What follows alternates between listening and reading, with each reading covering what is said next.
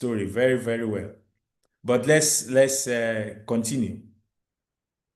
I'm also a preacher, if you want to say so. For those of you who are Christians, you understand that I'm a preacher of the gospel of Christ. I'm born again. I'm a Christian. All right, let's go on. Also, I'm an author. I've just written 3 books. I will share that with you at the end of the presentation. So today's presentation, this is the outline. We have an opening, an icebreaker, and then we shall discuss the definition. What is your voice? And what is your power? And then we shall look at why communication skills, because we are talking about how communication can build or can help you in your growth, your professional growth, your career. This is Transformational Professionals Club. Therefore, it means that we are career people, we are corporate people, we are executives, and we cannot avoid communication in any way. Remember, great leaders are also great communicators. And for you to be here as a professional, it also means you are a leader. And for you to lead, it also means you are to communicate. Thereafter, we shall look at communication and professional growth. That is how I've broken it down. And then we shall look at the 5 practical steps to unlock your growth as a communicator, as a leader. And then, if time permits, we shall look at the barriers to using your voice. What are the barriers? And then we conclude, and then we have the call to action. So for signature speaker, these are some of the sessions we've had.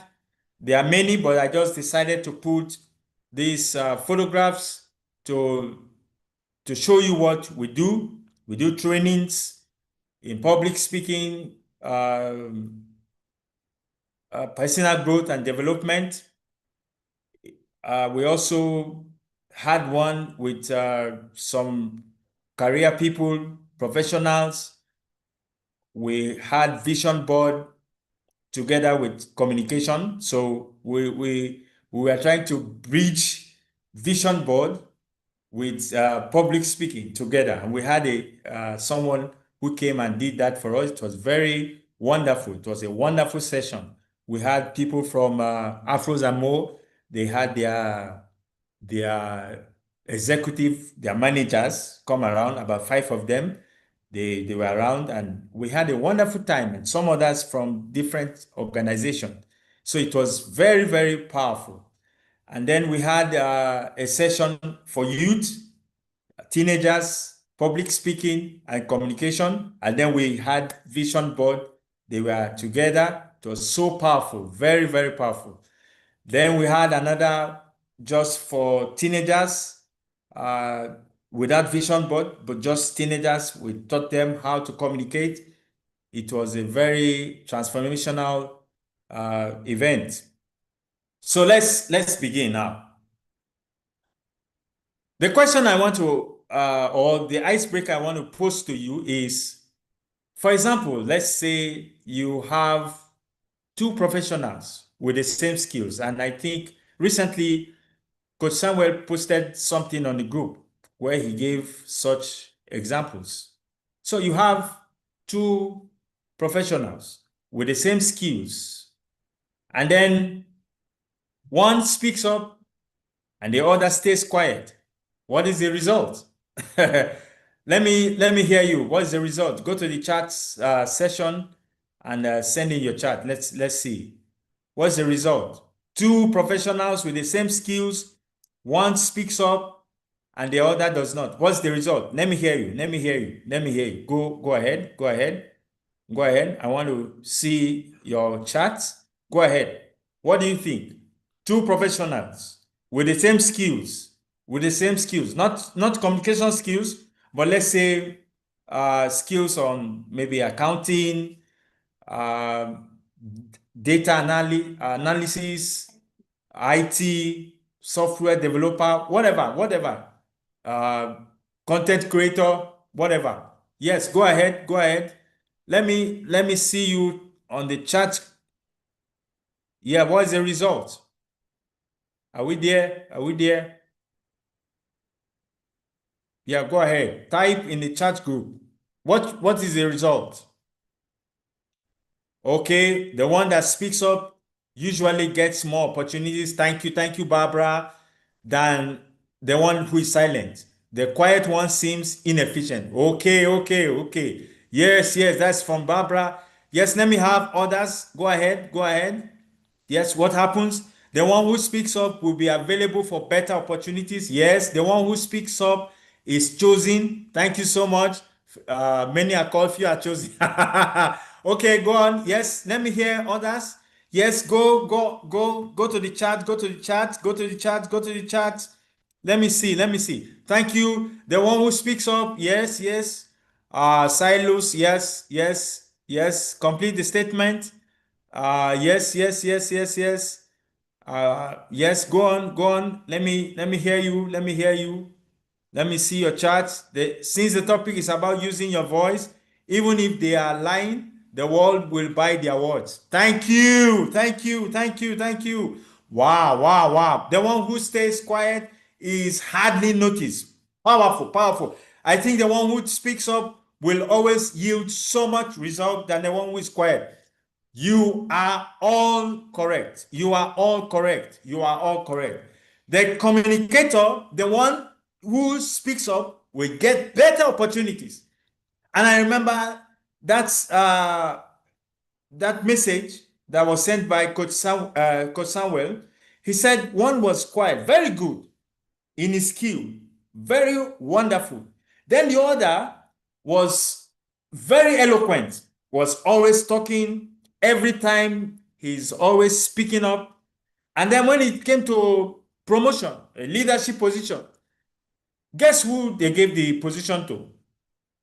The one who was always talking, but perhaps he just joined the organization. Think about that. The one who has been in the organization, he has been there for many years, many months. He joined even before this one, but he's quiet. He knows what to do. And there are people like that. They say, me, I just want to be at the background. I don't want anybody to know who I am, what I'm doing. Okay, that is very good. They say I'm not proud. I don't want to show off. But when it comes to communication, it's not about showing off. I want to tell you that. It's not about showing off. It's about showing your abilities, not showing off. There's difference between showing your abilities, showing what you are capable of doing, leading people, taking charge of a session, taking charge of the moment, thinking on your feet, impromptu speaking. For example, they call you to speak and you are not prepared. What do you say at that moment? How do you command the room, the boardroom, the bedroom, and the courtroom? Have you seen lawyers who are very confident? Have you also seen lawyers who are very shy, but they are lawyers? They are in the courtroom. Think about who they will listen to. Have you seen a politician who is so reserved, who does not talk, who does not show up, who does not even speak a word, but he says he's a politician? Guess who they will vote for? But think about that politician.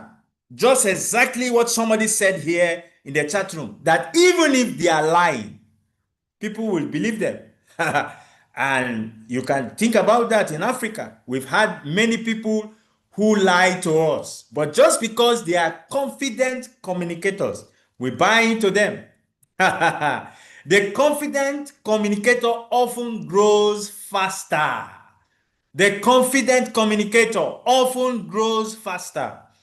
And mind you, let me say it here, communication skills is not about talent alone. Yeah, let that sink in. It's not about talent. I'm a born communicator. I'm a born speaker. Yeah, I'm a born speaker. I I I was giving birth to and talking and always speaking, and I was so bold. I'm telling you, I will show you the barriers now that affects our confidence. I'll show you now the barriers very quickly. But when I was giving birth to, I was always known to speak up, to talk. I was in debating clubs. I was always preaching. At the age of 4, 5, 6, 7, 8, I used to stand in podiums to speak in debating places. I would stand. My teachers were shocked that who is this boy? Very small, very tiny, but he's speaking to crowds. I enter a school and I don't know the principal there. I just go to the principal or the head teacher and I say, I want to talk to people. I want to speak to them. And I go in and they say, okay, you can speak. And I go in and begin to talk. Before I know it, crowds are gathering, crowds are gathering. That was who that was how I was born. But then I realized that speaking alone, being a born speaker, is not enough. You need to nurture. Public speaking is not about nature, it's about nurturing. Communication is not about nature, it's about nurturing. How do you communicate? How do you write? As a writer, writing your emails, writing your WhatsApp, writing on social media. How do you communicate? You need to build up the skill. So it is not about nature, it's about nurturing. That's why sessions like this are very important. So, two people with the same skills, one speaks up, the other is quiet. The result is very glaring. The one who speaks up takes the leadership position. You can see it in your organization. And we're affected by our culture, most especially in Africa. Let me use Uganda for example. The, the, the vast majority of people are so quiet, maybe because of the traumatic history of wars that has happened in the past. Also, our African culture tries to be patriarchal. We try to suppress people. You don't speak up. When you see somebody who's older than you get afraid to talk, even to express your name, to express what you do. You're already getting afraid because of your background. It's even worse when you have a father or a parent who are very, very, very, very tyrannical or very, very tough, so to say, to the extreme. So your confidence is already shrinked. You can't do anything. It affects you now. When you get to the workplace, you're there, working, you're a hard worker. You can, you can give your skills. They see you very talented, very skillful, but you cannot express it. So confidence is very key. Communication is very key. Let's go ahead. Everything rises and falls on communication. I always say that. Now, John Maxwell says everything rises and falls on leadership. But I say everything rises and falls on communication. And recently, one of John Maxwell's books, he came also to realize that everything rises and falls on leadership and communication. So there's a bridge now where myself and John Maxwell we are meeting each other somewhere. First of all, it was everything rises and falls on leadership, but now he has come to realize that everything rises and falls on both leadership and communication. But I say everything rises and falls on communication. And why do I say so? Communication is from the Latin word communis, which means finding a common ground. And communication is not just about words alone.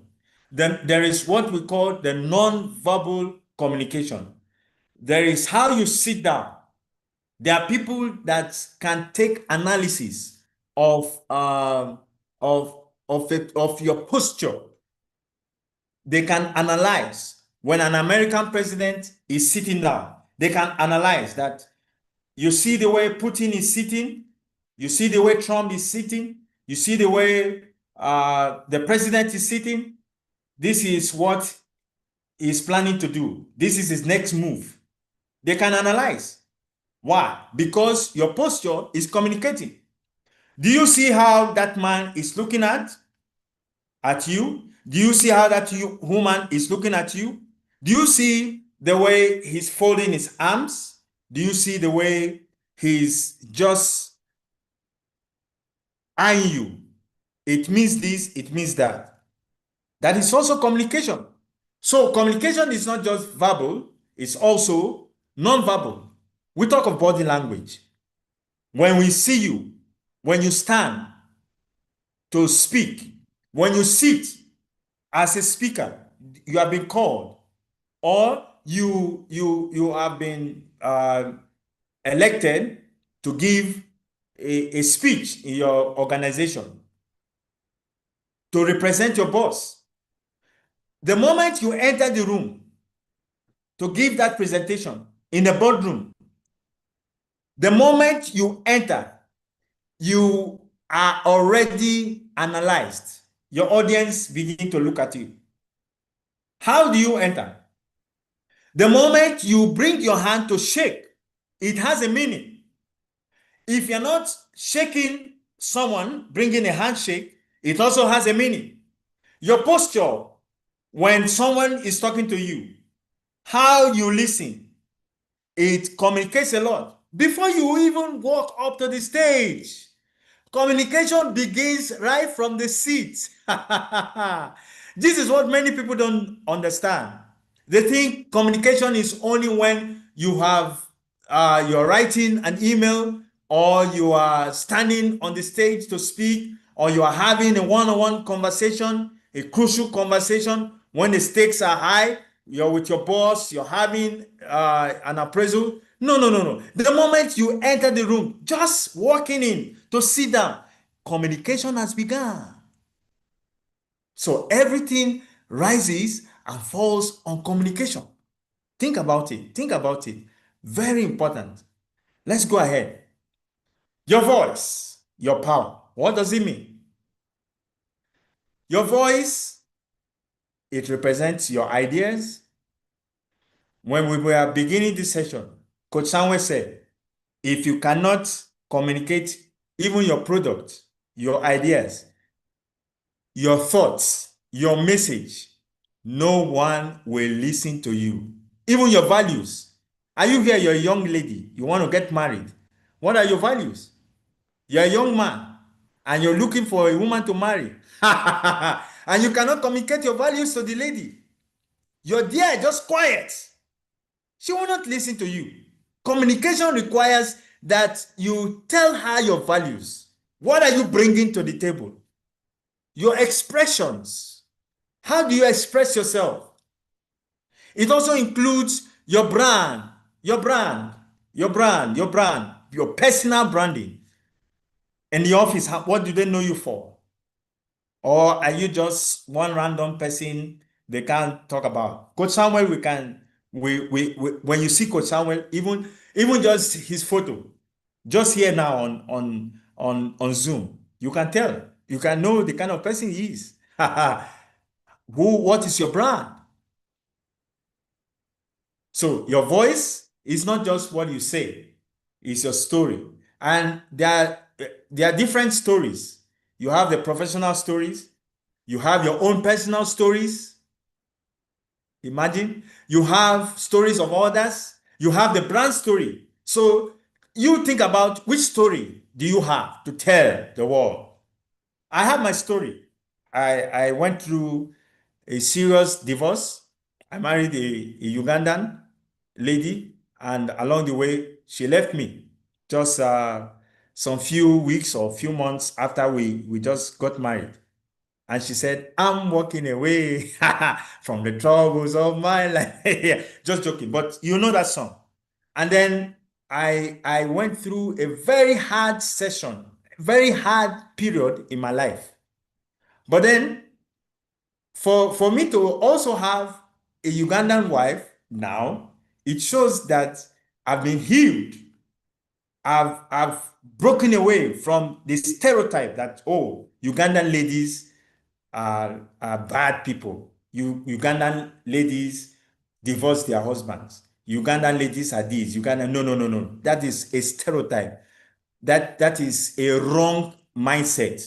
So I had to go through a period of healing, a period of of mindset shift to say no. Life happens. We live in a fallen world. The world is evil. Bad things can also happen to good people.